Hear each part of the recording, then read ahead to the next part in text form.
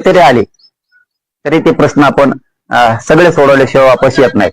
आणि जर तिथं कोणाला राहायचं असेल तर त्यांनी 15-20 दिवसाची तयारीनच यायचं, हे मात्र लक्षात ठेवा. तुमच्या जेवणा खावण्याची, कारण पाऊस प्रचंड असणारे असं वाटतंय, नसेल तर चांगलीच गोष्ट, पण पाऊस असेल तर त्या तयारीनं तुम्हाला यायला लागणार आहे. कारण तुमच्या गाडीला छत असणं गरजेचं आहे. ते तुम्हाला 1 ऑगस्टला मी ते बाकीची दिशा सगळी क्लिअर सांगणार आहे. आजचा महत्वाचा विषय याच्यासाठी होता की सरकारनं आपली 100% फसवणूक केली. कुठं केली?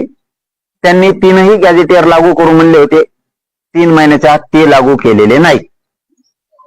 इथं फसवणूक झाली. हैदराबादचं गॅजेटियर, सातारा संस्थांचं गॅजेटियर, बॉम्बे गव्हर्नमेंटचं गॅजेटियर, औंध संस्थांच्या नोंदी ह्याही कुठल्याही लागू केलेल्या नाही, त्याची अंमलबजावणी झालेली नाहीये.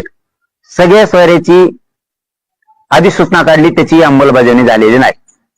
तिसरा मुद्दा, आपली 29 ऑगस्ट 2023 ला मूळ मागणी होती मराठा आणि कुणबी एकच. तो अध्यादेश काढलेला नाहीये. आम्ही त्या मागणीवरती आजही ठाम येत आणि शेवटपर्यंत राहणार.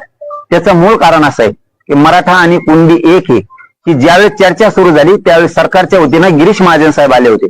त्यावेळेस त्यांनी सांगितलं होतं, तुमच्या मागणीप्रमाणे जर आम्हाला कायदा पारित करायचा असला, अध्यादेश जर काढायचा असला तर आम्हाला वेळ पण द्या 1 महिन्याचा, तर आपण 40 दिवसात दिला होता. पुन्हा आठवण सरकारला आणि मराठ्यांना करून देतो.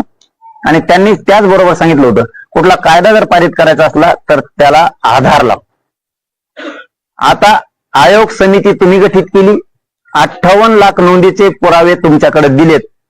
मग एखाद्या समाजाला, गरीब समाजाला, त्या लोकांना, गरजवंतांना न्याय देण्यासाठी 58